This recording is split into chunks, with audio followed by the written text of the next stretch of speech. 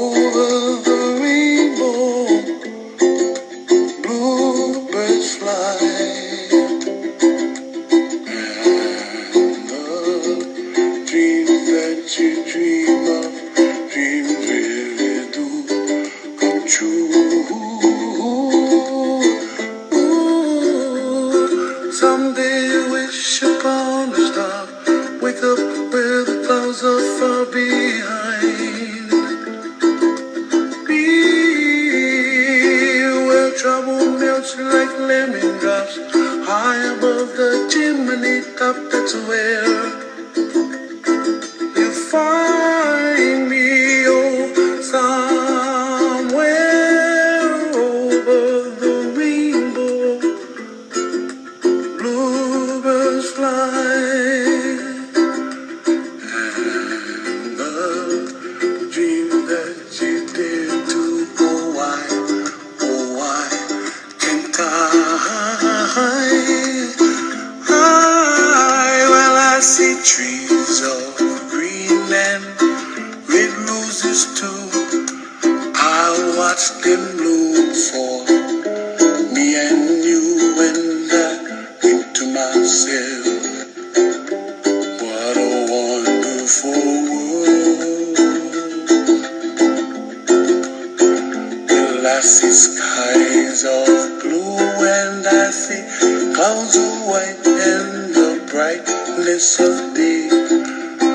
I like the dark and I think to myself, what a wonderful world. The colors of the rainbow, so pretty in the sky, are also on the faces of people passing by. I see friends shaking hands, singing, how do you do? They really say, I love you. I hear babies cry and I watch them grow. They'll learn much more than we'll know, and I think to myself, what a wonderful world. Someday I wish upon a star, wake up where the clouds are far behind. Be where trouble melts like a lemon drops, high above the chimney top. That's where you find me, oh, somewhere over the rainbow, way up high. The dream that you dare to, why, oh why can't I?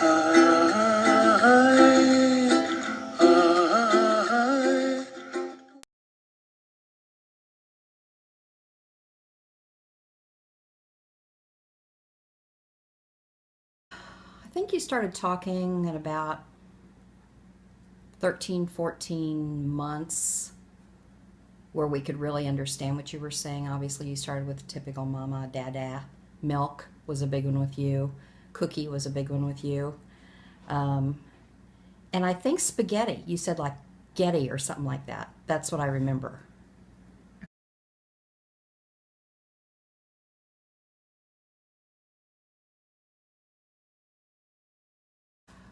We talked to you all the time like you were not just a baby but a real person.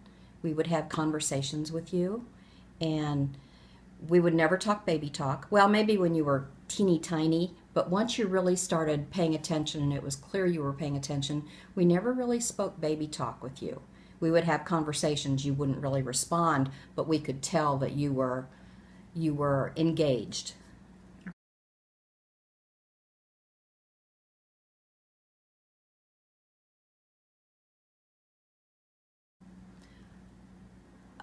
You started speaking in sentences pretty early, and you could carry on a conversation pretty early. You weren't just saying random words or asking for things in one word. And you were not only carrying on conversations with us, but you would carry on conversations with other adults, your daycare teachers, your other friends, although they were not as responsive. But it was quite clear you knew what you wanted to say and how to say it.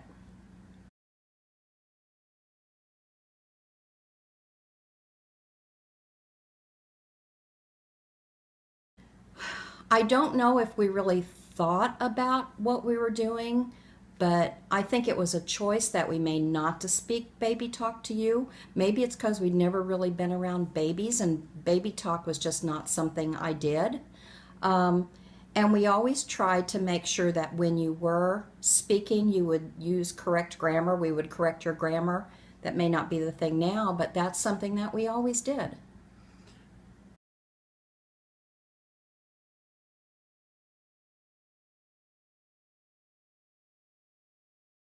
It was a conscious decision early on to read to you. And particularly with you, you would sit in my lap and let me read to you if I would do it for hours. And because of that, as you got a little older and you started turning pages on your own and pretending to read, we would get books for you to either look at or to read. We did the books on tape because you would listen to those for hours. You would love things like Sesame Street. There weren't a lot of educational television programs then, but you loved Sesame Street.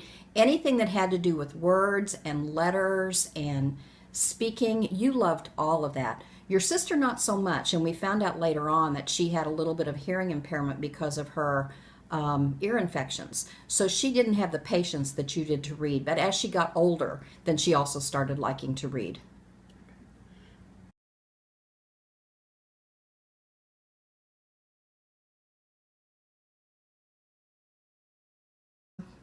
Again, going back to the reading, she was really not interested in reading. She had some difficulty, some minor speech impediment. She couldn't say her R's. She had trouble with her L's. So she went through some speech therapy. But I don't think it was a lack of interest. I think it was just she would rather be doing something else than sitting and reading. Okay.